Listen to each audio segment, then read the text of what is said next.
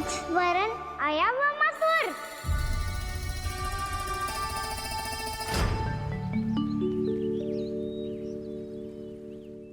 बहुत समय पहले की बात है। बहुत बड़े भूमाकर राज करते थे तुम्हें महान राजा भीमम के नाम से जाना जाता था। सब कुछ था तुम्हारे पास, पर शांति नहीं थी। इसीलिए शांति की खोज में अपना संपूर्ण राज अपने पुत्रों को सौंप कर हिमालय पर्वत की ओर चल दिए।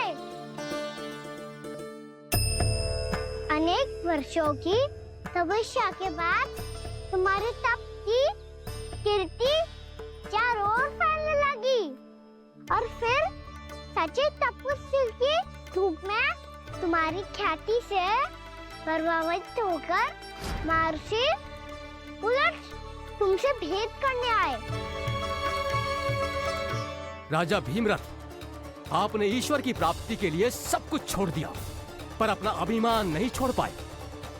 इसीलिए मेरे आगमन पर सम्मान के साथ खड़ा होना तो दूर, मेरा अभिवादन भी नहीं किया। अभिमान तपस्वी का गुण नहीं होता है राजन, अभिमान राक्षसी गुण है। इसलिए मैं आपको श्राप देता हूँ कि आप अगले जन्म में एक राक्षस के रूप में जन्म लेंगे, एक राक्षस के रूप में जन्म लेंगे। मुझे क्षमा कर दीजिए महर्षि, मैंने जानबूझकर आपका अपमान नहीं किया है।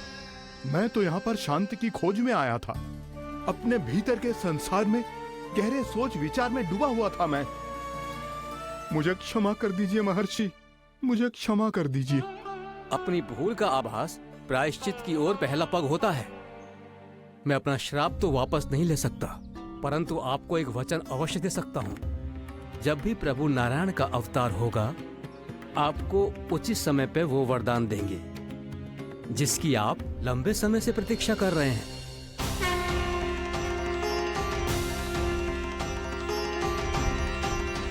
प्रभु, आपने मेरी आंखें खोल दी। अब मुझे पता चल गया है कि आप कौन हैं और मैं कौन हूँ। इसलिए आप मुझ पर कृपा करके अपने चरणों में स्थान दे दीजिए। मुझे वो शांति प्रदान कीजिए जिसकी खोज में मैं वर्षों से भटक रहा हूँ। शांति तो मोक्ष में ही है, इसीलिए मैं तुम्हें मोक्ष का वरदान देता हूँ।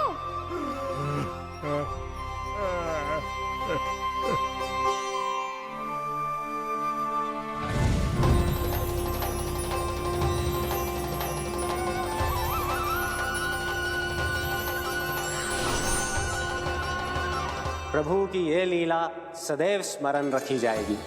इस स्थान को इनका आशीर्वाद मिलेगा और इस कंदरा को व्योमासुर की कंदरा के रूप में पहचाना जाएगा। भविष्य में अनेक ऋषि मुनियों की शरण स्थली बनेगी ये कंदरा।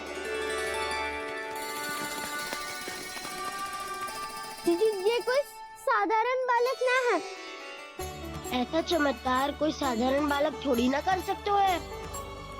तुम सत्य कह रहे थे बलराम, गाना सच्चे में भगवान ही है। तभी तो सब देवता इसे बसाने और इसकी ओर से युद्ध करने आते हैं। तुम सब ऐसे आंखें फाड़ के क्यों देख रहे हो मुझे?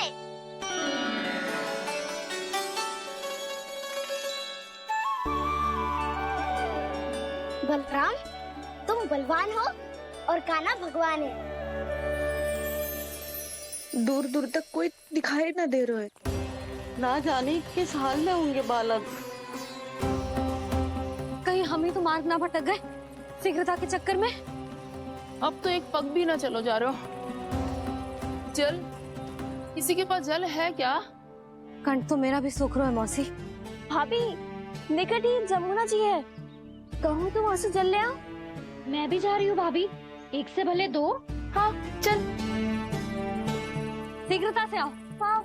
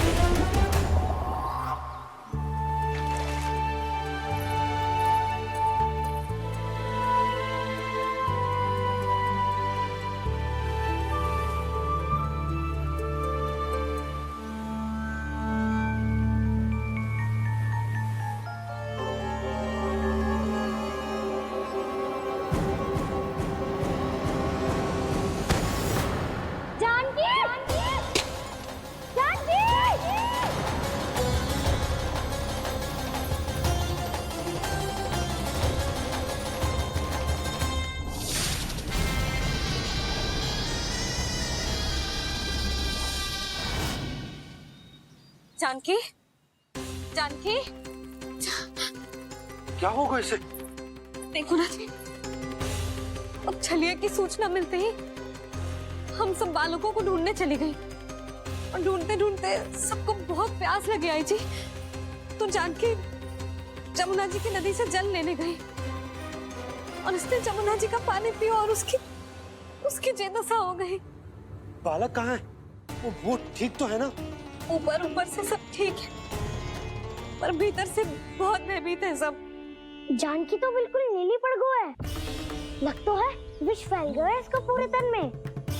मथुरा के सौ से विदेश जी को बुलाए गो है उसके उपचार के लिए। जैसे ही इसने जल को मुंह से लगाया, ये गिर पड़ी। चटपटाने का अवसर भी ना मिलो। हाँ वैद्य जी, और निकटी मृत पशु भी पड़े हुए थे। हाँ, मैंने भी अस्थियां देखी थी। इसका तो यही अर्थ हो सकता है कि समस्या वहाँ के जल में ही हो। वैद्य जी, आप रोगी की नाड़ी पे ध्यान दो ना। जे गोपिया क्या कह रही है उसे सुनने की आवश्यकता ना है। जब तक विष के कारण का पता नहीं चल जाता, हम उपचार कैसे कर सकते हैं रानी जी? बहन जी, वो निकट ही यमुना जी में एक विशेष क्षेत्र है। ये सब उसी के जल की बात कर रही है। तब तो ऐसा भी हो सकता है कि किसी विषैले सर्प के काटने का प्रभाव हो। पर सर्प के काटने का चिन्ह ना है उसके तन पे। सर्प जब काटतो है तब उसके दांत के चिन्ह बन जाते हैं। मुझे पता है, बड़े बड़े सर्प को काटते हुए देखो है मैंने। एक दिन अब बस कर उज्जवल, ये बड़ी बड़ी हाँकने का समय ना है। पर यदि सर्प ने ना काटो है, फिर जानकी की ये दशा किसने की? अवश्य किसी राक्षस ने की होगी। नाना, कोई विषैला पशु भी तो हो सकता है। यह अवश्य किसी महाविषैले सर्प के विष से हुआ है। सर्प ने भले ना काटा हो, लेकिन ये अवश्य ही किसी महाविषैले सर्प के विष के कारण हुआ है। कालिया नाग। कालिया नाग?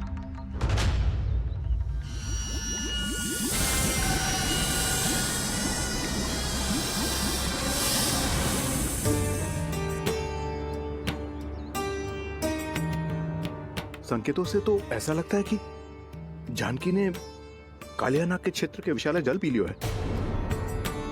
कालिया नाग एक लोक श्रुति है, कल्पना में गढ़ी हुई एक कथा, और कछु न है। हमें जाके पता लगाना पड़ेगा। पर हमें वहां जाने से मना किया है ना बड़ों ने। उज्जवल सही कह रहे हो है। इस समय जानकी के स्वास्थ्य से अधिक महत्वपूर्ण और कछु ना है। जानकी हमारे लिए ही जलाने गई थी जी। ना मैं उसे जाने देती ना जैसा वो तो। वैद्य जी, आप शीघ्र कछु करो, कैसे भी कछु भी करो, पर इसके प्राण बचा लो। यशोदा, धैर्य रखो, श्री नारायण पर विश्वास रखो, वो सब ठीक करते हैं।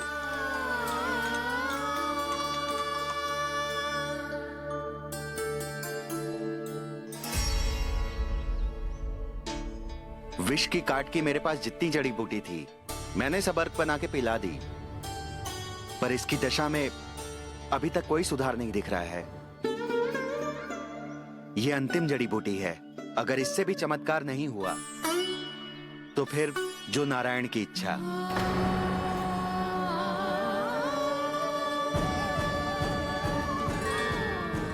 पर कोई तो उपाय होगा जानकी को बचाने का। कान्हा, यदि तुझे किसी औषधि के बारे में पता है, हमें बता दे, हम जाके ले आएंगे।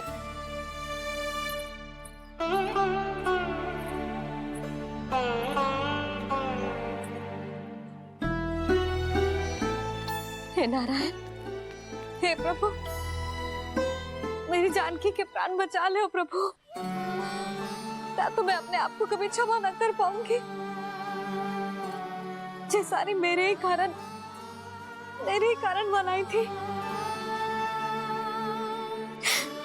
उसकी रक्षा करो प्रभु, मेरी पुकार सुनो। कान्हा, तूने हमें वत्सासुर से बचाया था ना? और बकासुर से भी तो। और छलिया से भी तो तूने ही बचाया था ना हमें। क्या ऐसा कोई उपाय ना है जानकी को बचाने का? धनवंतरी,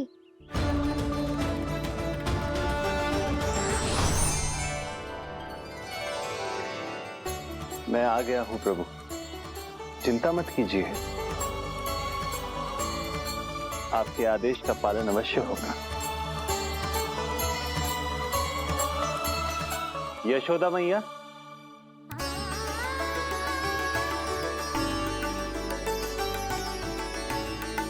मैया आपको कोई पुकार रहा है।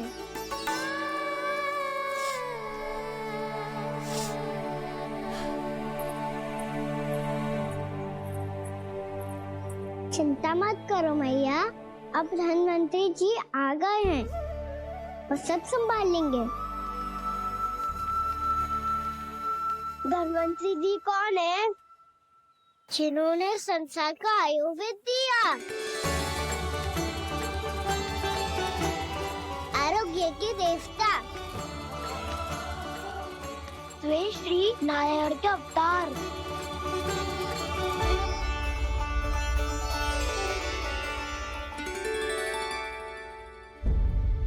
मुझे पता चला है कि आपको वेद की आवश्यकता है। हाँ हाँ, भीतर आइए। आइए आइए बैठे जी। जी रही। मथुरा का सर्वश्रेष्ठ वैद्य अर्थात मैं यहाँ आ चुका हूँ और रोगी को जितनी औषधि की आवश्यकता थी सब दे चुका हूँ। निश्चित रूप से आपने विष की काट के लिए बहुत ही उत्तम अर्क तैयार किया है, इसीलिए किसी और वैद्य की आवश्यकता नहीं है। किंतु आप अकेले कितना कुछ करेंगे वैद्यराज, मुझे अपना सहायक ही बना लीजिए। पर जो करना था मैं पहले ही कर चुका हूँ। हाँ, वो तो आप कर चुके हैं, बस रोगी के तन से विष निकालना शेष है ना वैद्यराज?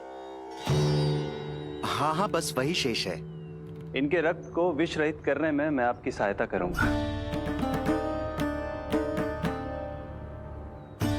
पहले ये संजीवनी मानी जाने वाली इन लाल फूलों की बूटी को भी घिसना है ना?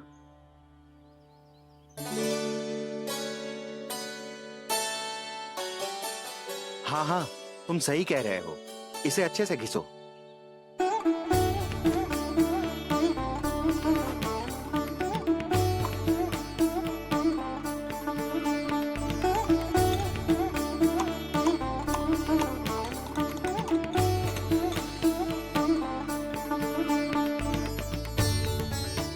और ये नीले फूलों को भी तो मिलाना है ना? हाँ हाँ, अच्छे सहायक बन सकते हो तुम, ऐसे ही श्रम करते रहो।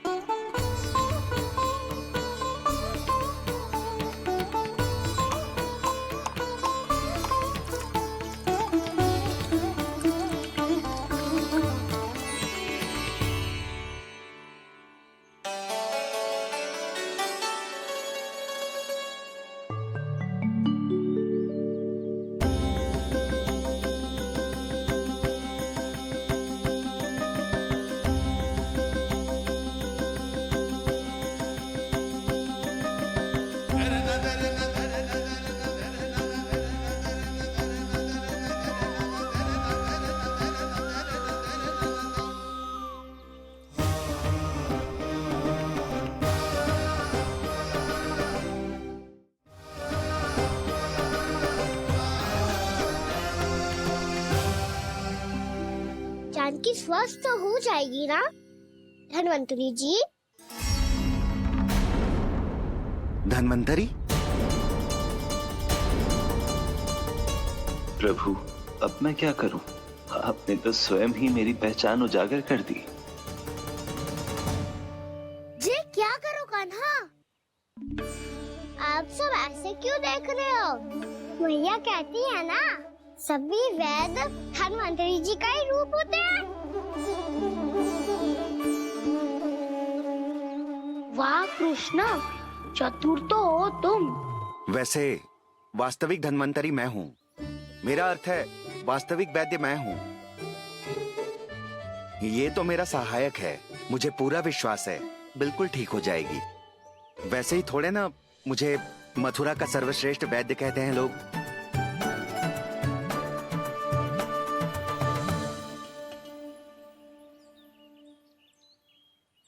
जसोदा भाभी, जशोदा जी, जानकी को चेतना आ गई। जानकी, जानकी, जानकी, तू ठीक है ना? क्षमा करना भाभी, मैं आपके लिए जल ना ला पाई। बस बहुत भूख लगी है। मैं अभी कच्छ लाती हूँ। जानकी, माखन खाओगी?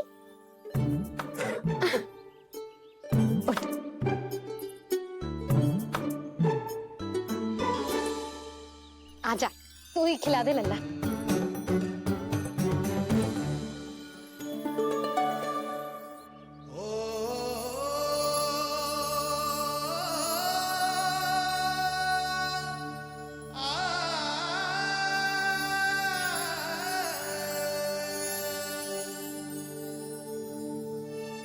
तुम सब मेरे लल्ला को माखन चोर कहती हो ना? आज देखो, अपना ही माखन जानकी को खिला रहे है।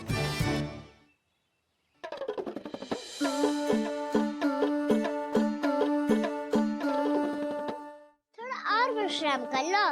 सदैव तुम हम सबकी सेवा करती हो, आज मैं तुम्हारी सेवा करूंगा। जानकी की जिज्ञासा तब हुई जब जय यशोदा काकी की सेवा कर रही थी, और अब देखो स्वयं भगवान ही इसकी सेवा कर रहे हैं। जानते हो इससे क्या सिद्ध होता है? जो भी यशोदा मैया की पूजा करेगा, अर्थात अपने माता पिता की सेवा करेगा, उनके साथ सम्मान से व्यवहार करेगा, ईश्वर स्वयं उसका ध्यान रखेंगे। कभी धन्वंतरी के रूप में तो कभी स्वयं कान्हा के रूप में। भक्त और भगवान का देखो कैसा ये अनुराग, स्वयं करे सेवा प्रभु, अद्भुत गोपी का भाग्य। प्रभु इन सब पृथ्वीवासियों से कितना घुल मिल गए हैं। ना तो ये प्रभु को भगवान मानते हैं और ना ही प्रभु अपने आप को इनसे सर्वश्रेष्ठ समझते हैं। अपने आचरण से ये सिद्ध कर रहे हैं कि ये सभी में हैं और सभी इनका ही अंश है।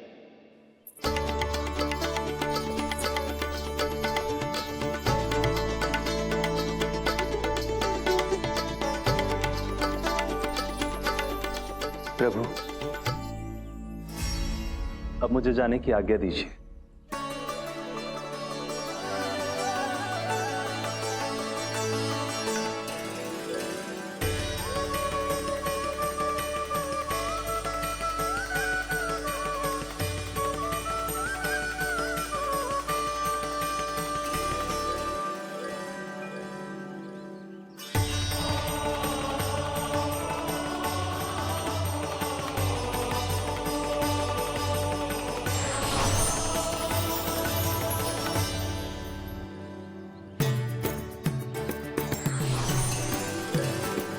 कान्हा ने तो सच्ची में धन्वंतरी जी को बुला लिया था।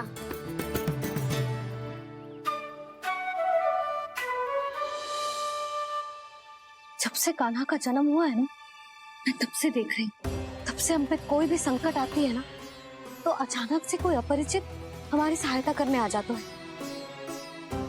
और जाते समय कान्हा की आज्ञा लेके जाते है, और कभी कभी तो इसे प्रभु बोल के जाते है। बाबा संभालो। यशोदा, इस जानकी को चढ़ो है और विचित्र विचार तुम्हारे मन में है। अरे सब जानते हैं कि हमारा परिवार राजसी, तुम्हें पता ना चलता हो वो, पर हमारे कान्हा को सब राजकुमार ही समझते हैं देखकर। इसीलिए उसे सम्मान देने के लिए सब ऐसा ही करते हैं, और कोई बात ना है।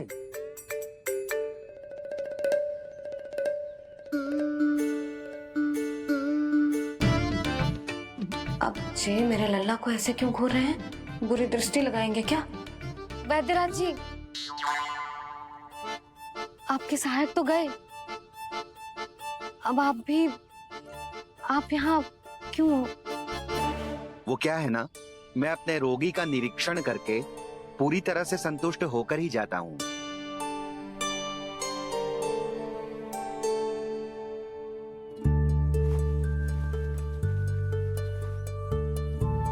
हाँ, संकेत तो अच्छे हैं, कल सुबह तक बिल्कुल ठीक हो जाएगी।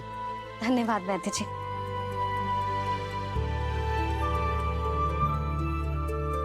बस तो फिर हम कल पकड़न पकड़ाई खेलेंगे जानकी।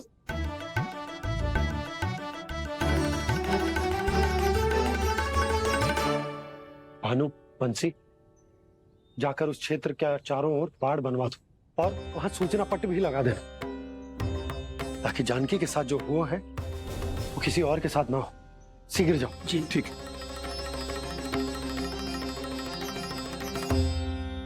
बाढ़ और सूचना पट लगवाने से समस्या का समाधान नहीं होगा बाबा। निर्दोष पशु सूचना पट देखकर भी कुछ समझ नहीं पाएंगे।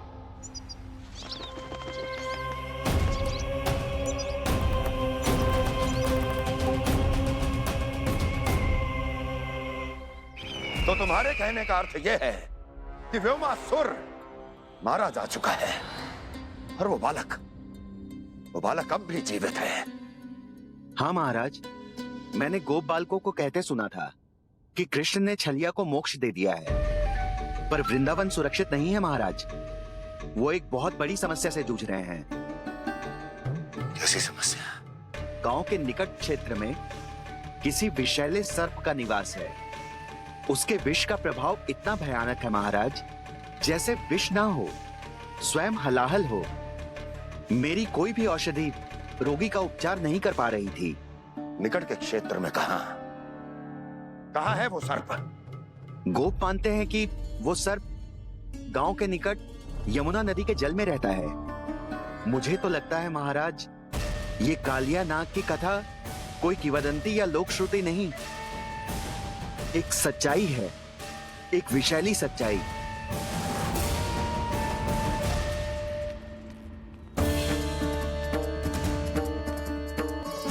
कालिया का सामना करने का समय आ गया है, पर उससे पहले मुझे बुलाना होगा उन्हें।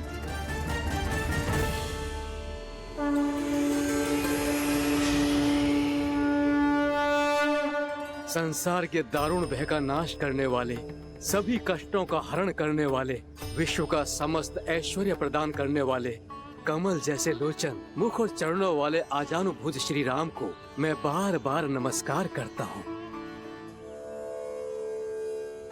आपदामपहर्तारं दातारं सर्व संपदा, लोकाभिरामं श्री रामं भूयो भूयो नमाम्यहम्। कागभूषोंडी, कागभूषोंडी, कागभूषोंडी।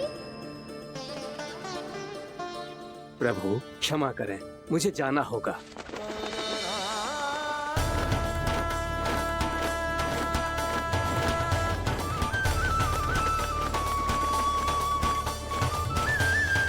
प्रणाम प्रभु। अनेक बार मैं आपके दर्शनों के लिए आया प्रभु। कभी नंद भवन के झरोखों से आपके दर्शन करके चला जाता था, तो कभी दूर किसी वृक्ष की आड़ से आपको निहार लिया करता था। आज आपने स्वयं मुझे बुलाकर धन्य कर दिया प्रभु।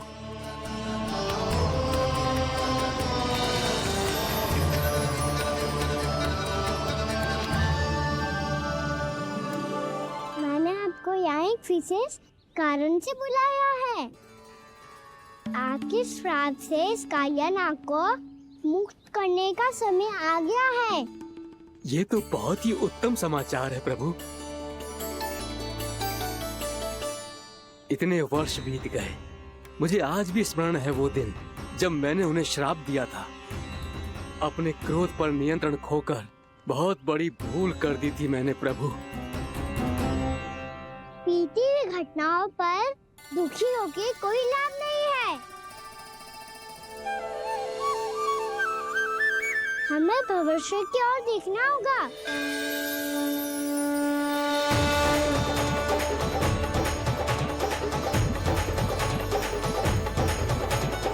आदेश कीजिए प्रभु, क्या आज्ञा है आपकी? जब मैं कालिया नाग का सामना करने जाऊं, तो आप यही रहेगा। आपको अपने आप पता चल जाएगा कि कब क्या करना है। और हाँ, लौटते जाते समय नारद मुनि से कहिएगा, वो आकर मुझसे भेंट करे। अवश्य प्रभु, प्रणाम। क्या इसने सच्ची में देवर्षि नारद को बुलाया है? नारायण नारायण, आपको संदेश भेजने की आवश्यकता नहीं थी। आप स्मरण करते और मैं चला आता। तुम्हारा कल्याण हो नारद।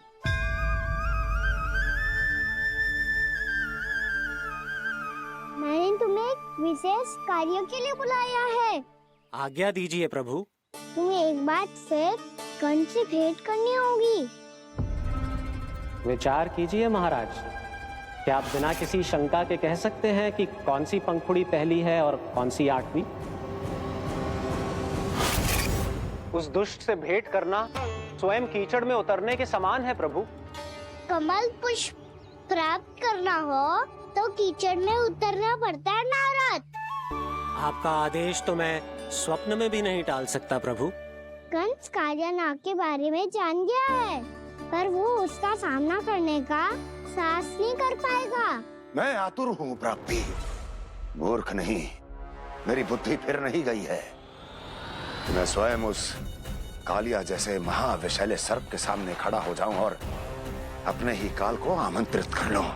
तो फिर अपने लाभ के लिए उसका प्रयोग करने का कोई और उपाय सोचिए स्वामी।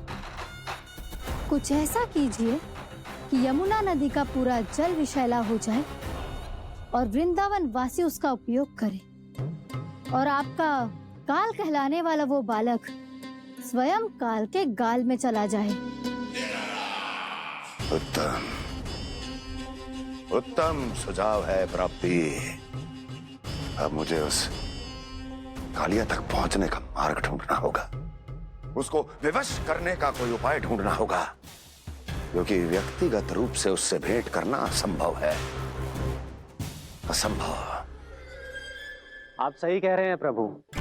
कंस में उतना सामर्थ्य नहीं कि वो कालिया नाग का सामना स्वयं कर सके।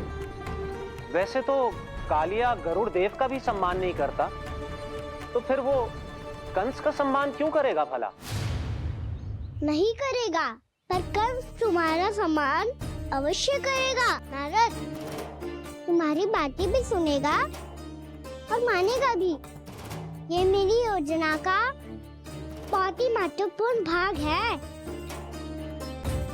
तुम कंस के पास जाओ और कहो कि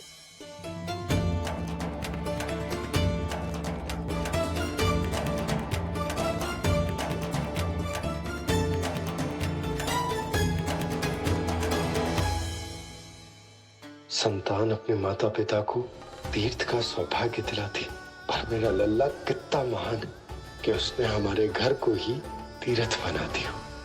ऐसा तीर्थ जहां मेरी आंखों के सामने भक्त और भगवान का मिलन हो रहा है। जो आज्ञा प्रभु।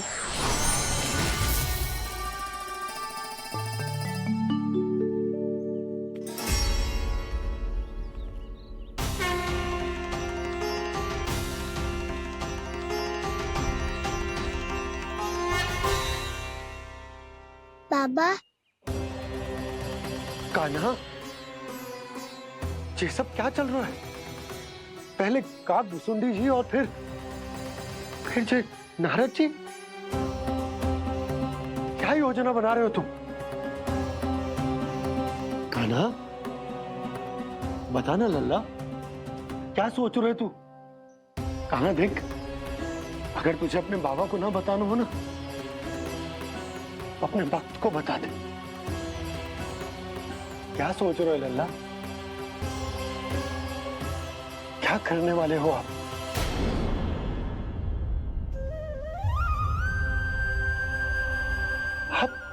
आप इतने दुखी क्यों हो? खाना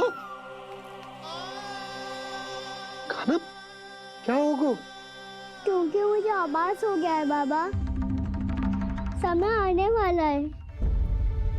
कौन सा समय आने वाला है लल्ला? ये सब कुछ बदलने वाला है। भैया को मेरा सत्य पता चल जाएगा बाबा।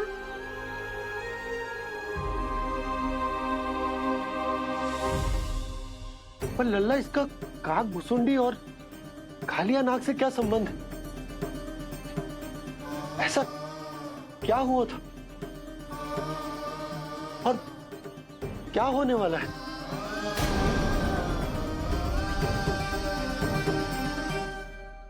जो होने वाला है बाबा, उसका संबंध उससे है जो सैकड़ों वर्ष पहले हुआ था।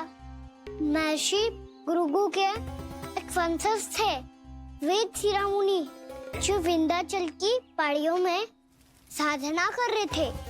तभी वहाँ अश्वशिरा नाम के एक दूसरे मुनि आमंत्रण के बिना ही आ गए। कितना सुंदर और शांतिपूर्ण आश्रम है। यहाँ प्रभु की साधना करने में बहुत आनंद आएगा। शीघ्र ही अश्वशिरा मुनि उपस्थिति के कारण होने वाले व्यवधान से बाध्य होकर वेद शिरा मुनि ने अपनी आंखें खोली। कौन हो तुम और यहाँ क्या कर रहे हो? आपके आश्रम में बहुत शांति है मुनिवर। साधना करने के लिए बहुत ही उत्तम स्थान है ये। मैं चाहता हूँ कि मैं भी यहाँ। आप यहाँ साधना करना चाहते हैं, लेकिन इतना भी नहीं जानते कि किसी के आश्रम में प्रवेश करने से पहले उसकी आज्ञा लेनी चाहिए। आप ये भी नहीं जानते कि यदि कोई यज्ञ कर रहा हो तो बिना अनुमति के वहाँ प्रवेश करने से उसकी यज्ञ साधना भंग हो सकती है।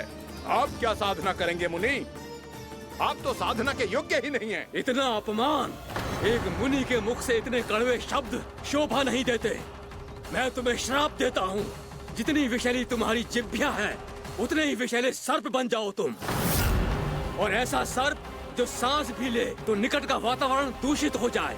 तुम्हारे इस दुस्साहस के लिए मैं तुम्हें श्राप देता हूँ कि तुम अभी इसी क्षण कौवा बन जाओ, और ऐसा कौवा जो कांव कांव करके अनर्गल प्रलाप करता रहे।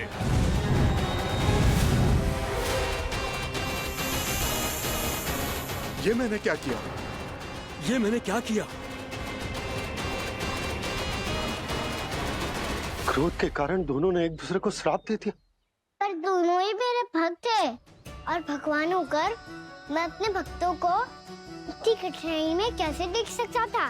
इसीलिए जिस संकट में उन दोनों ने अपने आप को फंसा लिया था, उसका समाधान करने में मैं उनके पास गया।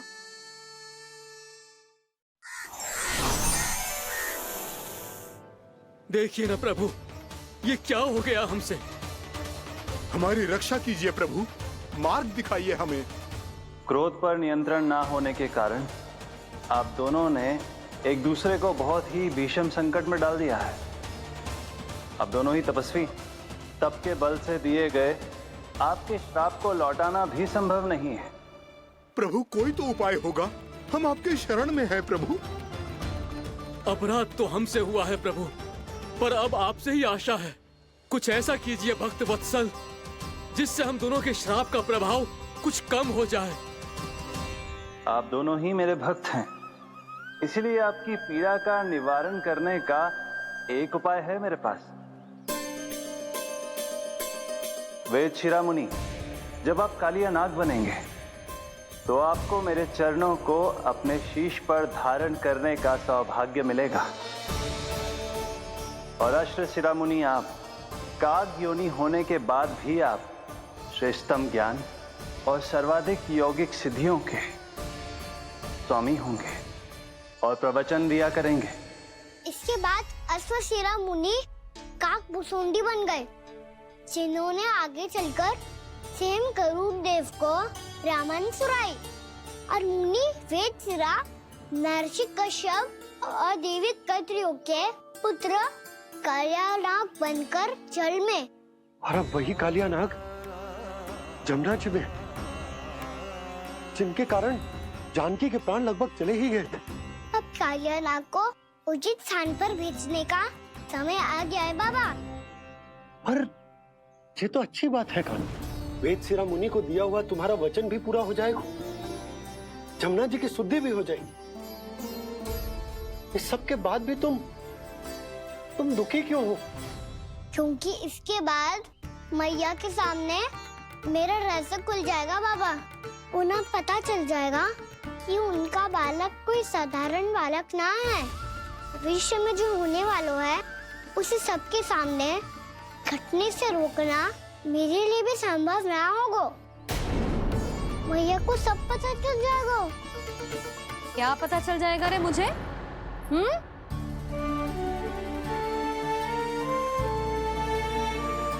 यही कि सबसे अधिक प्रेम मैं आपसे ही करता हूँ। अब बस भी कर। चलो, भोजन के लिए बुलाने आई थी तुम दोनों को। भूखा थोड़े ना रहने दूंगी अपने लल्ला को। मेरा लल्ला दुर्बल हो जाएगा ना। आप खिलाओगे तो ही खाऊंगा। हाँ ठीक है, मैं ही खिलाऊंगी। अब चल, आओ जी, चल।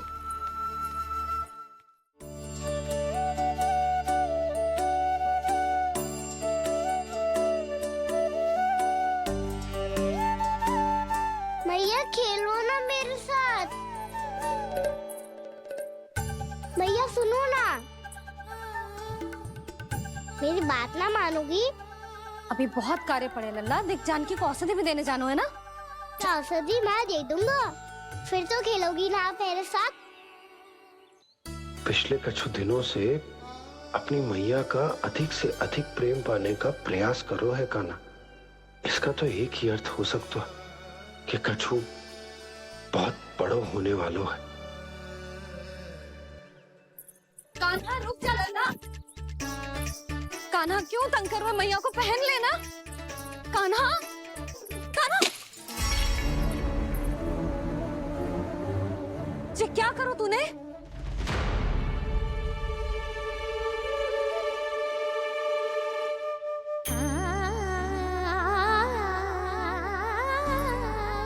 अच्छा ठीक है, अब मुंह लटकाने की आवश्यकता ना है। ये ले।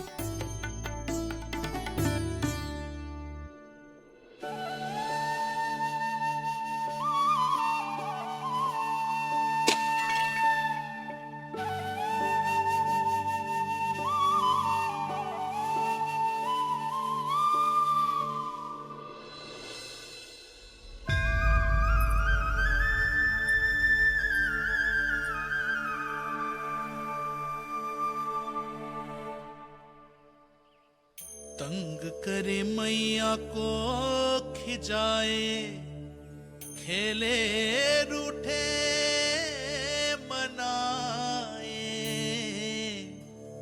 लीला अनोखी करके शरारत, कान्हा दंड भी पाए।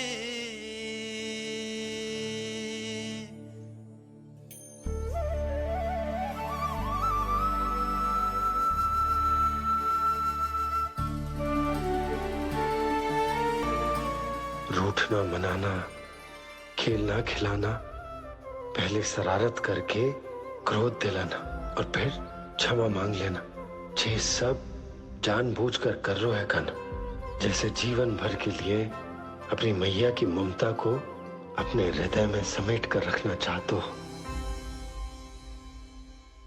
कैसे कैसे करूं उस कालिया से मित्रता, कैसे करूं उसका उपयोग?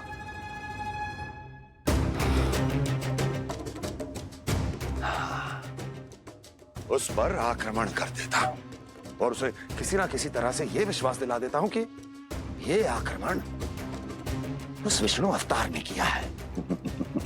फिर वो क्रोध में आकर सारे वृंदावन वासियों को अपने विष से समाप्त कर देगा। उचित है, ये उचित है। नारायण हरि, नारायण हरि।